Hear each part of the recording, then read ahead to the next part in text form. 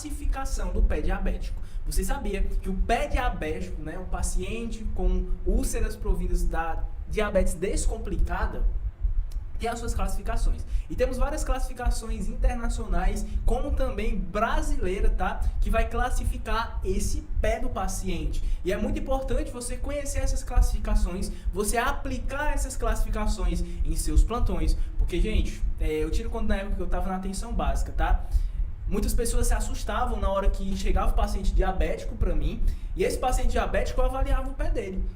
Por que se assustar, gente? Esse é um domínio da enfermagem. Vocês, como enfermeiros técnicos, vocês têm total autonomia de avaliar um pé. Avalia possíveis complicações. Essas complicações, você identificando e tratando precocemente, você evita muito que esse pé do paciente seja amputado, porque lá se vê um mito, né? Todo paciente diabético amputa o pé. E não é bem assim, gente. Não é todo paciente diabético que vai amputar o pé, não. É um diabetes descompensado, um diabetes que você não consegue controlar. É o paciente que não utiliza os calçados adequados aqui no seu dia a dia. Então tudo isso vai favorecer que vai surgir uma úlcera nesse pé. Olha que lindo, olha que lindo. Nossas aulas estão cada vez melhores, né? Vai surgir uma úlcera nesse pé e essa úlcera não vai conseguir cicatrizar pelas complicações do diabetes, ok? Então é muito importante você estar afiado nessas classificações para você aplicar na hora que avalia a úlcera aqui no pé do paciente diabético. Olha só que interessante. Temos várias aqui classificações, como eu havia falado para vocês. A mais famosa e a mais conhecida e a mais utilizada em todo o mundo é a classificação de Meningite Wagner. Temos a classificação da Universidade do Texas.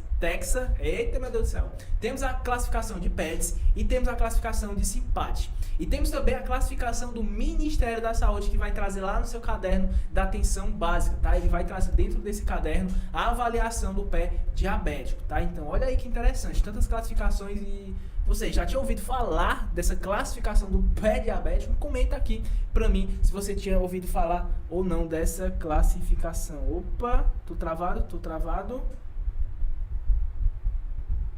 Tá tudo bem, ó, gente? Tá ok, tá ok? Que aqui pra mim travou. Pronto, tá ok. Ui, hoje eu tô assustado, meu Deus do céu. A live querendo cair direto. Deixa eu travar aqui no meu celular. Mas tá ok. Olha, o Jaciel já ouviu falar sobre as classificações. Jaciel, todas as classificações ou apenas uma? E aí? Vamos falar de algumas. Eu não vou falar de todas porque não é o objetivo da aula. Porque se fosse o objetivo da aula, sim, eu poderia ficar aqui uma aula todinha só falando dessas classificações. E é um possível tema de aula, tá? Mas aqui é o diabetes que vai estar em questão. Olha só que interessante. Vou pegar a classificação mais usada em todo mundo, que é a classificação de Meningite-Wagner, tá? Essa classificação, ela vai considerar alguns fatores para avaliar a úlcera do pé desse paciente. Professor, quais são esses fatores que essa classificação vai levar em consideração? Vai levar em consideração fatores em relação à profundidade dessa lesão. Então, ele vai levar essa consideração em profundidade. Você vai avaliar se essa úlcera está profunda ou não, ou superficial. Úlceras nos pés, principalmente em calcanhar, tá? Corre um grande risco de ter osteomielite, que é a infecção no osso. Quando o osso fica exposto, esse osso vai causar essa infecção, como também a infecção da lesão pode passar para o osso. E aí é onde que mora o perigo. Eita, combina até com a música, né? E é onde que mora o perigo, porque corre o risco, quando o paciente tem osteomielite, é muito difícil de ser tratada, e corre o risco do paciente perder, sim, o pé. Corre o risco.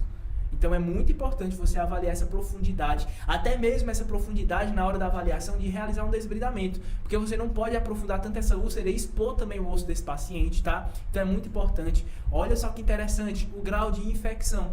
Sim, o paciente com uma úlcera provinda aí da diabetes, mal controlada das complicações do diabetes, ele pode ter um grau de infecção maior, tá? Porque a circulação no diabetes também é atingida. E essa circulação, quando não é tão boa, proporciona também um grau de infecção maior. E também em relação ao grau de necrose, como é que essa necrose está se comportando no pé do paciente? Já pegou apenas os dedos, pegou apenas a partezinha aqui de baixo do pé do paciente, ou apenas no calcanhar, ou nos dedinhos? Vamos avaliar também, tá? Então avaliamos todos esses pontos na classificação de Wagner, ok? E essa é a classificação de Wagner. É essa como que a gente vai avaliar o paciente, tá? Primeiramente, avaliamos o grau zero. Qual é esse grau zero? O paciente não tem lesão, certo? O paciente não apresenta lesão no pé, ou ele pode apresentar uma lesão cicatrizada, isso é muito importante.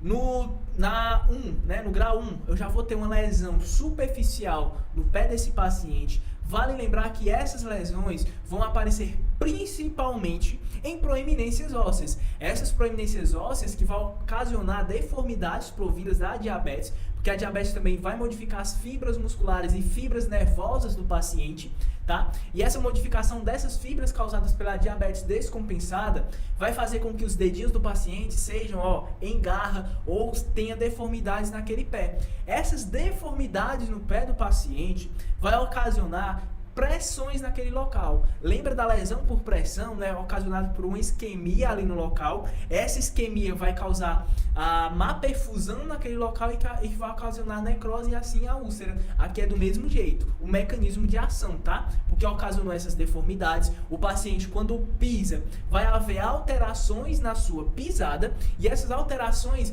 vai proporcionar que essas regiões onde que ocorram alterações, essas regiões tenha maior pressão plantar. Essas pressões plantares, infelizmente, vai causar essas úlceras no pé do paciente com diabetes descompensadas, ok?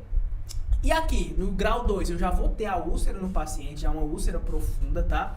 No grau 4, eu vou ter ali exposição de tendão, posso ter exposição óssea, e aqui eu já vou ter o acesso, e eu já vou observar osteomielite no paciente, tá? Quando você apresenta um osteomielite nesse pé do paciente diabético, você está de frente ali, tá? Com o osteomielite, quando você está de frente com o osso, tá? Corre um risco. E temos também a gangrena em algumas partes do pé. E a gangrena, meu Deus do céu, gangrena, quando ela se espalha em todo o pé do paciente, já é um grande indício que está em um grau muito elevado nessa úlcera do pé do paciente, porque vai apresentar a úlcera, vai apresentar o osteomielite e vai apresentar também essa gangrena em todo o pé do paciente. Então, temos que ter muito cuidado na hora dessa avaliação. Anotem tudo isso que é muito importante para a nossa questão, tá?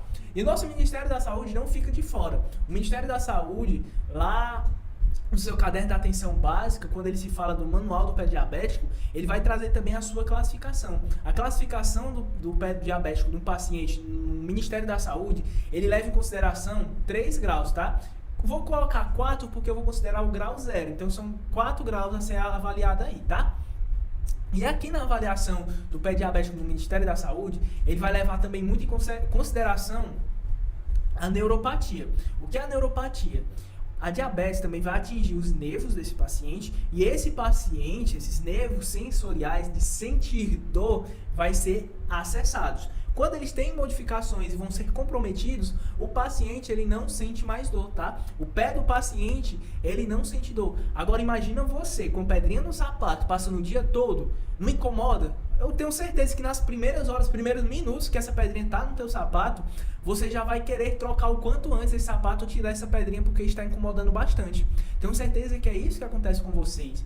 Então agora imagina, se vocês não tivessem esse mecanismo de dor, que é um mecanismo de proteção do pé do paciente, infelizmente vocês iriam passar o dia todo com essa pedrinha no sapato. Você passando o dia todo com essa pedrinha no sapato, você iria tirar seu sapato no final do dia, o seu pé estaria todo machucado. Infelizmente isso acontece, tá?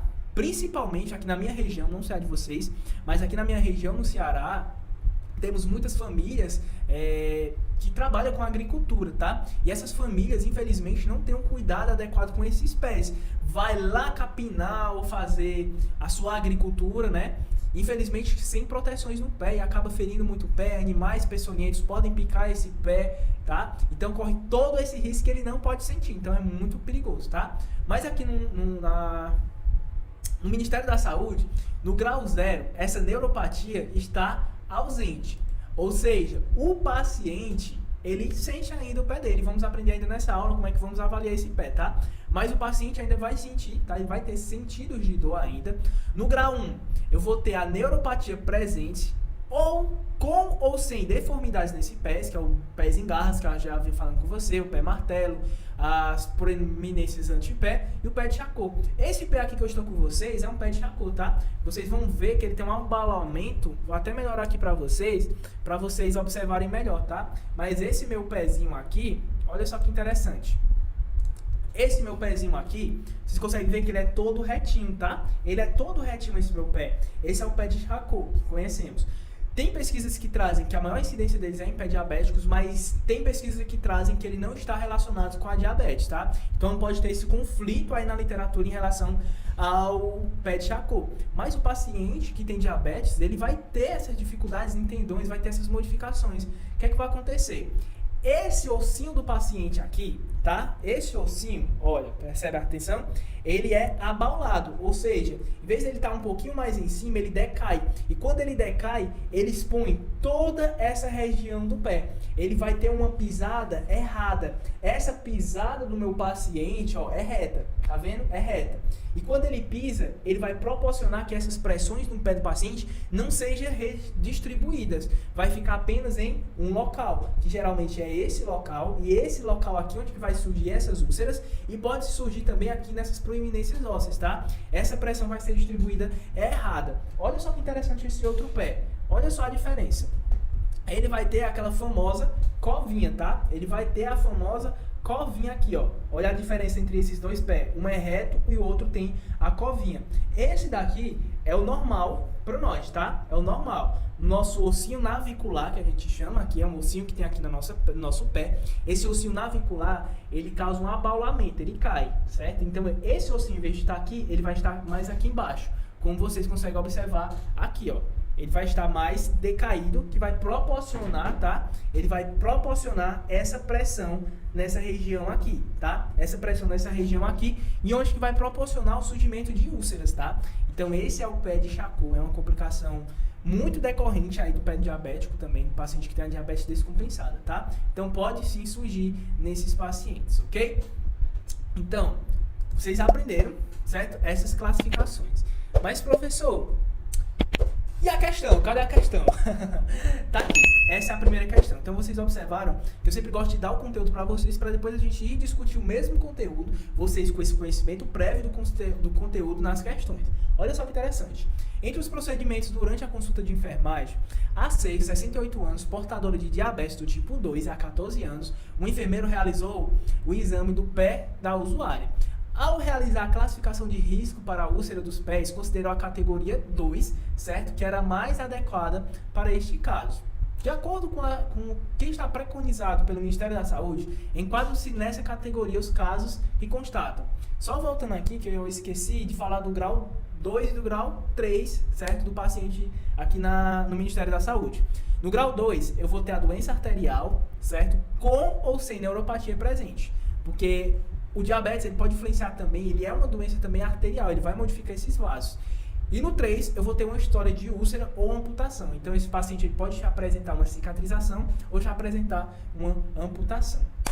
Agora, está aqui a questão para vocês. Tem duas B aí, ó, que eu coloquei. Mas a primeira é A, tá, gente? A primeira é A. A. História anterior de úlcera nos pés e doença arterial periférica.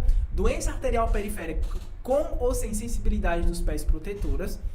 Perda da sensibilidade protetora dos pés com presença de deformidades. Perda da sensibilidade protetora dos pés apenas. Com vocês. E aí, o que vocês marcariam na questão 1? História anterior de úlceras.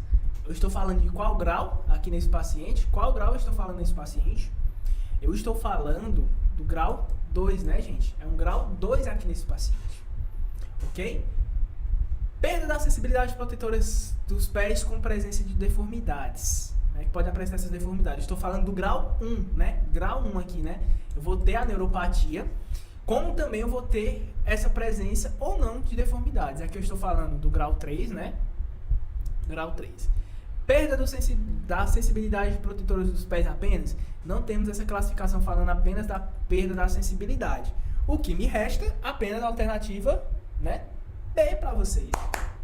Parabéns para quem acertou.